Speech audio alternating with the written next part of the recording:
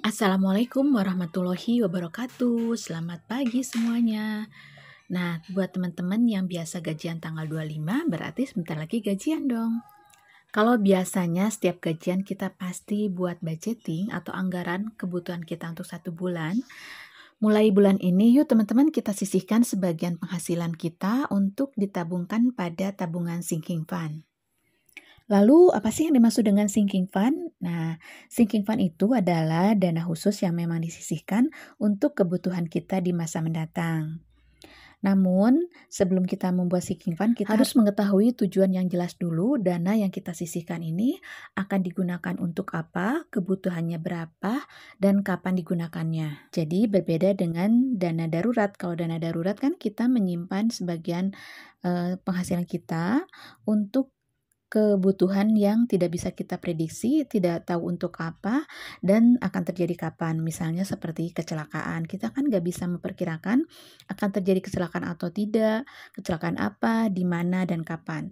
Tapi kalau sinking fund itu kita tahu bahwa dana yang kita tabungkan itu untuk keperluan tertentu. Misalnya untuk biaya nikah, untuk perbaikan rumah, untuk uang kuliah, dan lain-lain. Lalu apa bedanya dengan budgeting? Nah, kalau budgeting itu adalah menyisihkan sebagian besar dari penghasilan kita untuk kebutuhan kita sehari-hari selama 1 bulan. Contohnya untuk makan berapa, untuk bensin, untuk listrik, untuk air, wifi, sekolah, dan lain-lain. Nah, berikut ini akan aku contohin ya, poin-poin atau item apa aja yang masuknya ke dalam budgeting, dan poin-poin apa aja yang masuknya ke dalam sinking fund. Sebelum memulainya, kita harus mengetahui dulu menentukan tujuan item apa aja yang diperkirakan akan kita butuhkan di masa mendatang. Nah, teman-teman, ini udah aku coba tuliskan item atau jenis apa aja yang masuknya ke dalam budgeting bulanan dan item apa aja yang masuknya ke dalam sinking fund. Ini yang ada di sebelah kiri, ini adalah budgeting bulanan, sedangkan yang sebelah kanan aku adalah sinking fund. Nah, kita mulai dari budgeting bulanan dulu ya.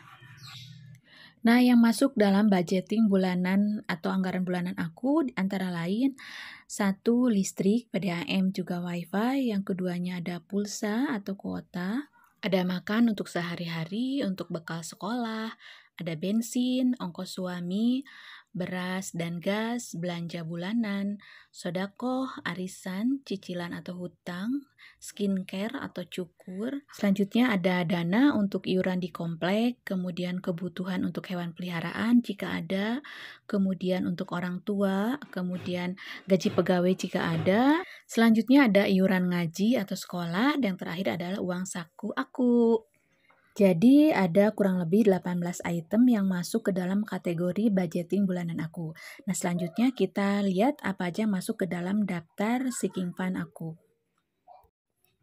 Yang masuk ke dalam daftar sinking fund aku ada 1 fashion, kemudian ada barang elektronik, ada uang kuliah, ada uang masuk untuk sekolah SMA, ada dana untuk lebaran, ada biaya untuk kurban Idul Adha, ada untuk beli furniture atau dekorasi, kemudian renovasi rumah, untuk STNK mobil, servis mobil atau motor, perlengkapan sekolah, investasi, dan handphone. Selanjutnya, jika kita sudah mempunyai daftar sinking fund itu tujuannya untuk dana apa aja, kita tuliskan item-item yang ada di dalam daftar tadi pada stiker, yang kemudian nanti stikernya akan kita tempel pada dompet sinking fund. Selanjutnya, stiker tadi kita tempel pada tiap amplop yang ada pada dompet sinking fund ini untuk memberi identitas setiap posnya. Sebetulnya nggak usah pakai stiker juga bisa sih, Mam. Pakai potongan kertas aja, kemudian kita selipin ke dalam atas bagian amplopnya. Dan ini juga sebetulnya bisa dipakai bolak-balik, tapi karena amplopnya juga cukup banyak, kantongnya cukup banyak, jadi aku pikir tidak usah bolak-balik juga cukup. Biar nggak pusing, aku pakainya hanya satu sisi aja.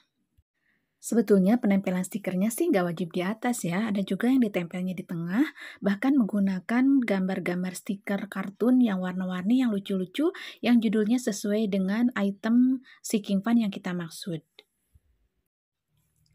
Jadi bikin sinking fund-nya lebih semangat dan lebih seru. Jangan lupa daftar budgeting dan daftar sinking fund juga kita simpan ke dalam bindernya supaya tidak berantakan di mana aja, lebih rapi dan lebih aman, juga memudahkan kita dalam pemakaian dan pengontrolan selanjutnya.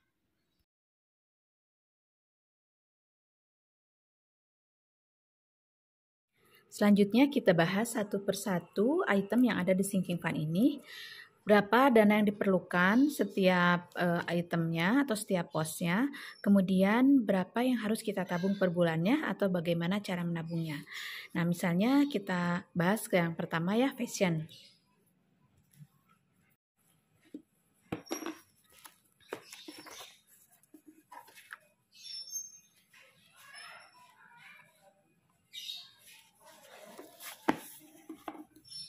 Nah, misalnya dana yang diperlukan untuk fashion itu kita harus tentukan dulu berapa yang diperlukan.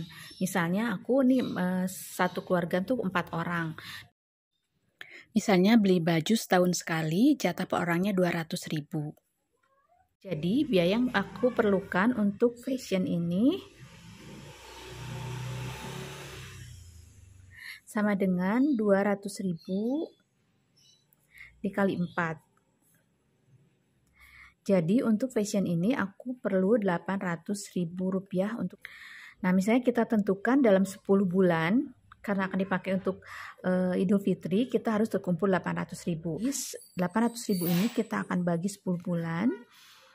Jadi nanti akan didapat harga 80.000. Jadi artinya kita harus menyisihkan dana 80.000 tiap bulannya untuk item atau pos fashion ini.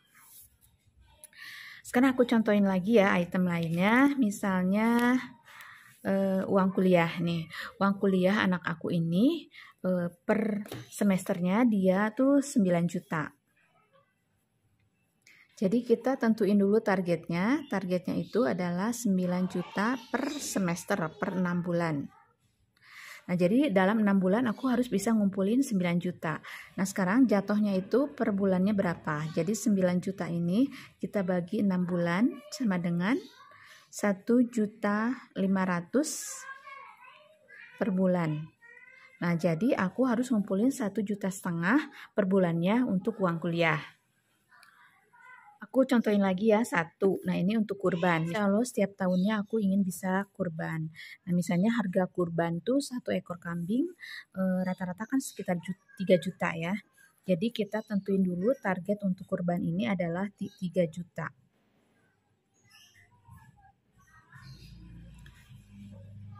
Nah, ini kan kita ngumpulinnya selama 12 bulan ya, setahun sekali.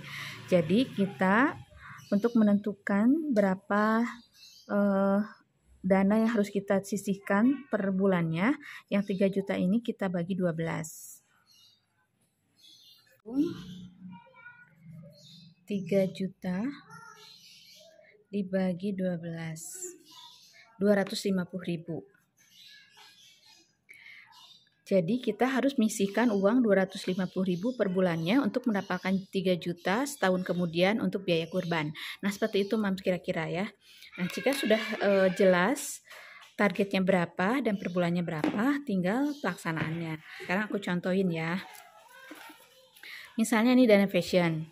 Nah, tadi kan dana fashion itu targetnya 800.000. Kalau bisa Mam tulisin juga di sini targetnya berapa.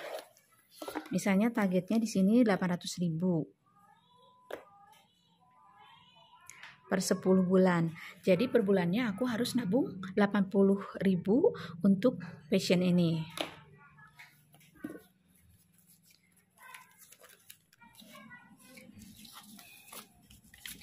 Rp50.000, Rp70.000, Rp80.000. Jadi setiap bulannya aku harus menyisihkan dana 80.000 untuk sinking fund fashion yang akan kita ambil setahun kemudian sebesar 800.000. Nah, seperti itu.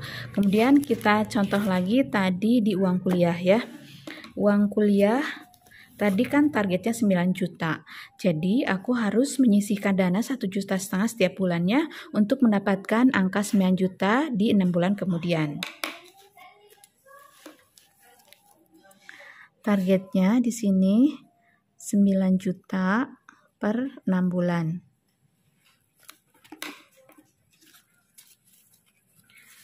Aku harus menyisihkan 1,5 juta. 1, 2, 3, 4, 5, 6, 7, 8, 9, 10, 11, 12, 13, 14, 15.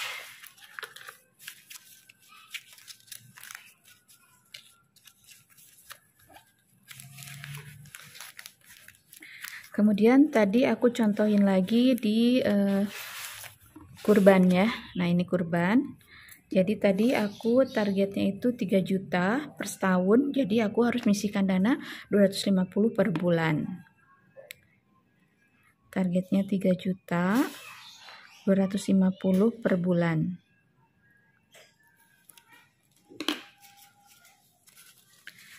Satu, 2,5.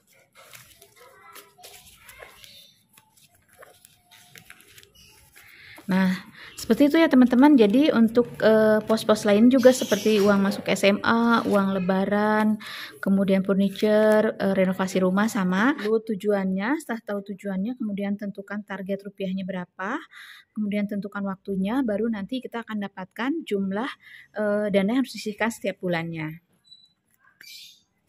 Nah, teman-teman, itulah cara aku membuat sinking fund, dan tadi sudah dijelaskan juga ya bedanya antara budgeting dengan sinking fund menurut versi aku. Semoga bermanfaat ya. Terima kasih yang sudah menonton. Assalamualaikum warahmatullahi wabarakatuh.